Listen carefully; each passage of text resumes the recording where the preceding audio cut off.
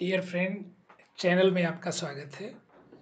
आज हम human right law की सीरीज़ में आपके लिए लेकर आए हैं international convention on economical, social and cultural right, जिसको शॉर्ट में ICESCR भी कहा जाता है और हिंदी में इसको आर्थिक, सामाजिक और सांस्कृतिक अधिकारों पर अंतर्राष्ट्रीय करार या अभिसंधि भी जान सकते हैं। तो आइए शुरू करते हैं। पहले इसका ओवरव्यू। तो ओवरव्यू में इसको यूनाइटेड नेशंस की जनरल असेंबली ने 16 दिसंबर 1966 को रेटिफाई किया था और उसके बाद ये फोर्स में आई थी 3 जनवरी 1976 को। इसमें टोटल 31 आर्टिकल हैं और ह्यूमन राइट से रिलेटेड मेन आर्टिकल 1 से 15 हैं और इसके बाद 16 से 31 वाले जो आर्टिकल हैं वो मेनली उसका एडमिनिस्ट्रेटिव और रेटिफिकेशन प्रोसीजर से रिलेटेड है। तो इसमें भी स्टूडेंट्स को दिक्कत आती है, इनको सीरियल वाइज लर्न करने के लिए सबको कंठस्थ याद करने में भी प्रॉब्लम आती है और उसमें लॉजिक बहुत ज़्यादा नहीं है, तो ऐसे जो लॉजिक से लर्न करने वाले स्टूडेंट्स हैं उनको भी प्रॉब्लम आती है। तो हमने पिक्चोरियल वे में इसको एक्सप्लेन करने का ट्राई किया है, जो काफ़ी स्टूडेंट्स की फीडबैक पे यूज़फुल रहा है और उसके लिए हम यहाँ पे आपके लिए भी ला रहे हैं। तो हर एक स्लाइड में 5 राइट्स की हम बात करेंगे और पिक्चर से उसको रिलेट करने का ट्राई करेंगे। तो सबसे पहले, जैसा हमने ICCPR में भी डिस्कस किया था, पहले 5 राइट लगभग सेम ही हैं। तो इस पिक्चर से आप आइडिया लगा सकते हैं कि इसमें इंडिविजुअल को अपना रास्ता चुनने का अधिकार है, चूज करने का अधिकार है। तो यहाँ से पहला राइट शुरू होता है राइट टू चूज, या जिसको इस लैंग्वेज में कहते हैं राइट टू सेल्फ डिटर्मिनेशन, चुनने का अधिकार नंबर 1 में आता है। और चुनने के अधिकार के बाद आप देखिए स्टेट को ये ऑब्लिगेशन दिया गया है, क्योंकि ये अभिसंधि के जो राइट्स हैं वो मैंडेटरी नहीं हैं, तो इसको प्रमोट करने के लिए इस आर्टिकल में बात की गई है कि जो सरकारें हैं, स्टेट की जो सरकारें हैं, वो इन ह्यूमन राइट्स को इस संधि के अंतर्गत जो ICESCR की राइट्स हैं उनको प्रमोट करने का काम करेगी, कोशिश करेगी कि ज़्यादा से ज़्यादा इनको लागू किया जाए। इसके बाद हम चलते हैं, जैसा हमने दूसरी अभिसंधि में देखा था ICCPR में, कि मैन एंड वोमेन को इक्वल ट्रीट किया जाएगा इन राइट के लिए। मतलब ये जितने भी राइट्स हैं सभी आदमी और औरतों को, महिलाओं और पुरुषों को, चाहे उनकी कोई भी जाति हो, चाहे उनका कोई भी देश हो, चाहे उनकी कोई राष्ट्रीयता हो, उनको समान रूप से अवेलेबल करवाए जाएंगे, प्राप्त करवाए जाएंगे। ये आर्टिकल 3 के अंतर्गत दिया गया है। आर्टिकल 4 में ये बताया गया है कि अगर स्टेट इन पे कोई रेस्ट्रिक्शन लगाता है, किसी वजह से कोई भी देश की सरकार अगर इन पे कोई रेस्ट्रिक्शन लगाती है, तो उसका ओवरऑल उद्देश्य पब्लिक वेलफेयर होना चाहिए। मान लिया किसी एक राइट को आप, जैसे राइट ऑफ स्पीच को आप रेस्ट्रिक्ट करते हो, तो वो इस हिसाब से होना चाहिए ताकि उसमें पब्लिक का वेलफेयर और राज्य में शांति बनी रहे। उसके एंगल से आप अगर रेस्ट्रिक्ट करते हो तो वो जस्टिफाइड है, अदरवाइज आप रेस्ट्रिक्शन आपको नहीं करना है। तो कोई भी रेस्ट्रिक्शन आप करते हैं तो वो पब्लिक वेलफेयर के एंगल से आप रीजनेबल रेस्ट्रिक्शन सरकारें लगा सकती हैं।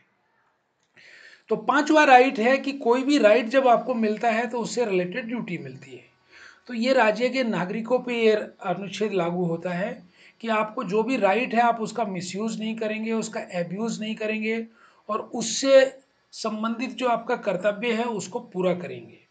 तो इन राइट को किसी भी तरह से आप डेरोगेट नहीं करेंगे, कोई भी ग्रुप या कोई भी इंडिविजुअल उनको डेरोगेट नहीं करेगा, उनको मिसयूज नहीं करेगा। ये हो गए 5 अनुच्छेद जो जनरल राइट थे। अभी हम मेन राइट पे आते हैं जो 6 से शुरू होता है। तो चूंकि ये आर्थिक, सामाजिक और कल्चरल राइट हैं, तो इसमें सारे के सारे आर्टिकल इन्हीं 3 मुद्दों पे रहेंगे। तो सबसे पहला देखिए, आर्थिक में अभी इस पिक्चर को देख के आपको पता चलेगा काम करने का अधिकार, right to work. Very good. तो सभी नागरिकों को राइट टू वर्क का अधिकार रहेगा, काम करने का अधिकार रहेगा और उनको अपनी इच्छा के अनुसार रोजगार सेलेक्ट करने का या चूज करने का अधिकार भी अनुच्छेद 6 के अंतर्गत दिया गया है। अब राइट टू वर्क के बाद दूसरा अधिकार कौन सा होना चाहिए? यस, आप हमेशा काम ही नहीं करते रहेंगे, आपको रेस्ट की भी जरूरत है, हॉलीडे की भी जरूरत है, छुट्टियों की भी जरूरत है। तो लॉजिकली अनुच्छेद 7 बोलता है कि नागरिकों को राइट टू लीव या राइट टू पेड हॉलीडे का राइट भी उनको अवेलेबल रहेगा। उनको वीकली ऑफ मिलेंगे जो पेड वीकली ऑफ होंगे, और उनको छुट्टियां निर्धारित समय पे मिलेंगी और जो सारी पेड छुट्टियां होंगी। अगर मान लिया किसी वजह से आपको ऊपर दोनों राइट नहीं मिलते, छुट्टियां नहीं मिलती हैं, या एम्प्लॉयमेंट चूज करने का अधिकार नहीं है, या आपको सैलरी ठीक नहीं मिलती है, फेयर आपको कंपनसेशन नहीं मिलता है, तो उस मांग को पूरा करने के लिए अनुच्छेद 8 में आपको राइट दिया गया है कि आप एसोसिएशन बना सकते हो, यूनियन बना सकते हो। बिकॉज एक कहावत है, संघे शक्ति, यूनियन इज स्ट्रेंथ। तो इस तरह से आप यूनियन के थ्रू अपने अधिकारों की मांग कर सकते हैं। आप प्रॉपर सैलरी की, प्रॉपर छुट्टी की और प्रॉपर वेलफेयर की मांग कर सकते हैं अनुच्छेद 8 में राइट टू मेक यूनियन के द्वारा। इसके बाद देखिए आप सोशल सिक्योरिटी, ये बड़ा छाता हमेशा आप याद रखिए इंश्योरेंस से रिलेटेड होता है, और जिसको लोक की भाषा में सोशल सिक्योरिटी कहते हैं। तो सोशल सिक्योरिटी का अधिकार सभी नागरिकों को दिया जाएगा सरकार की तरफ से।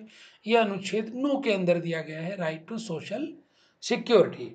सोशल सिक्योरिटी के बाद देखिए, इस पिक्चर से आप आइडिया लगा सकते हैं, फैमिली।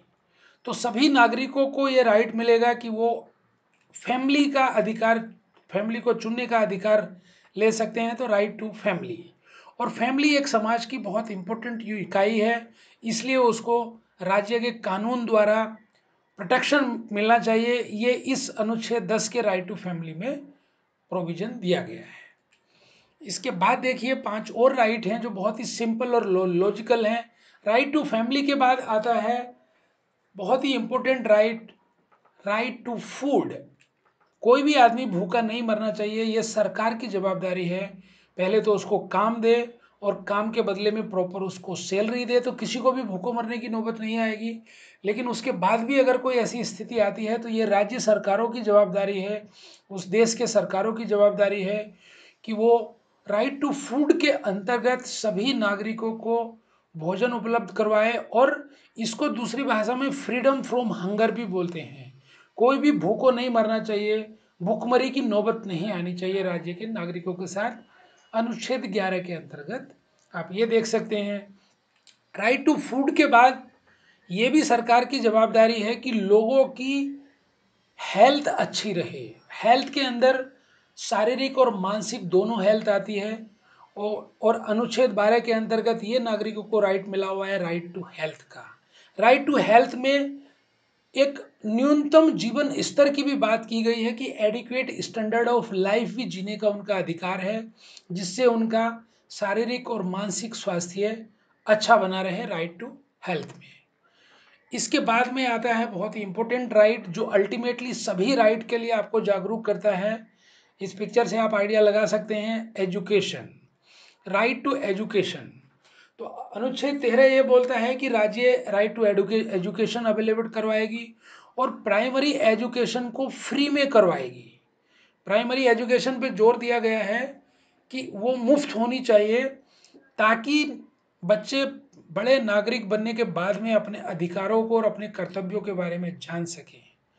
अच्छा, अनुच्छेद 14 में दोबारा से एम्फेसिस किया गया है कि जिन देशों के अंदर राइट टू एजुकेशन अवेलेबल नहीं है उसको वो जल्दी से जल्दी प्लान करें, और प्लान करने के बाद में डिक्लेयर करें, और इसके अलावा प्राइमरी शिक्षा को मुफ्त में दे रहे हैं ऐसा घोषित करें अनुच्छेद 14 में। तो देखिए राइट टू एजुकेशन पे कितना ध्यान दिया गया है, 2 आर्टिकल में कवर किया गया है राइट टू एजुकेशन या शिक्षा के अधिकार को। लास्ट का एक राइट है कल्चर का, संस्कृति को संरक्षित करने का अधिकार।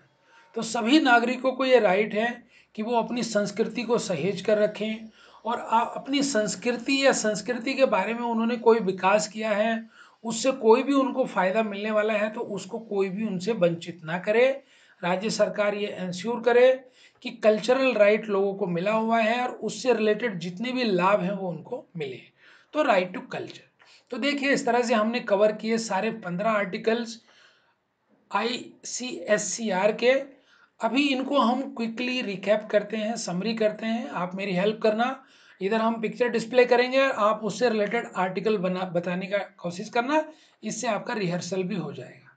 तो पहला आप देख रहे हैं ये, yes, right to choose, selection का अधिकार, right to self determination, very good.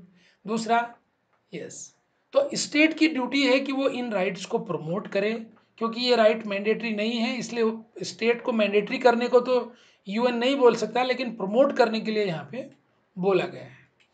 इसके अलावा यस, सभी पुरुष और महिलाओं को ये अधिकार समान रूप से अवेलेबल रहेंगे अनुच्छेद 3 के अंतर्गत। अनुच्छेद 4 ये बोलता है कि अगर स्टेट कोई रिस्ट्रिक्शन लगाता है तो वो रीजनेबल होगी और वो पब्लिक वेलफेयर के एंगल से ही लगाई जानी चाहिए। इस पिक्चर में आप देख सकते हैं कि जो भी राइट्स आपको मिले हुए हैं उनको आप मिसयूज नहीं करेंगे और उससे करस्पॉन्ड ड्यूटी का ध्यान रखेंगे। अभी आता है, देखिए, वेरी गुड, कार्य का अधिकार, राइट टू वर्क, और अपने रोजगार को सेलेक्ट करने का अधिकार। अनुच्छेद 7 में आप हमेशा काम नहीं करते रहेंगे, आपको हॉलीडे का राइट भी चाहिए, तो राइट टू लीव और हॉलीडे अनुच्छेद 7 में। अनुच्छेद 8, जहाँ पे आपको राइट टू वर्क या राइट टू हॉलीडे नहीं मिल रहा है, उनको पूरा करने के लिए आपको एसोसिएशन या यूनियन बनाने का अधिकार देता है अनुच्छेद 8।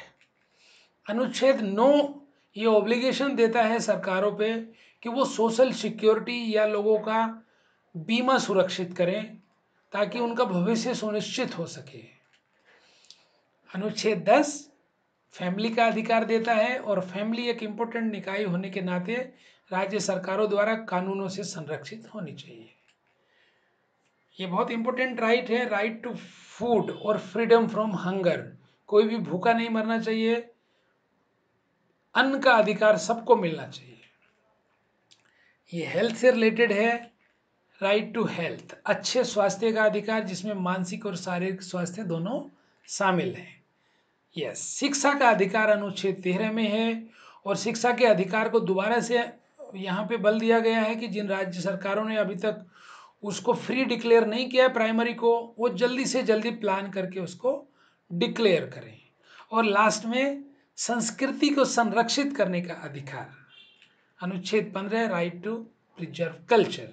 तो इस तरह से आपने देखा, हमने 15 के 15 अधिकार यहाँ पे संपन्न किए। मुझे उम्मीद है ये वीडियो आपको पसंद आया होगा, और आप चाहें तो इसको एक बार दोबारा देख सकते हैं, या कुछ लास्ट की 2 स्लाइड का स्क्रीनशॉट लेके अपना रिकैप कर सकते हैं, जिससे आपको बहुत अच्छे से क्लियर हो जाएगा। आपको बहुत बहुत धन्यवाद इस वीडियो को देखने के लिए। अगर आप ये पसंद आया है आपको, तो आप इसको लाइक करिए और अपने कमेंट्स दीजिए, और सब्सक्राइब करके अपने फ्रेंड्स को शेयर करिए। Thank you very much.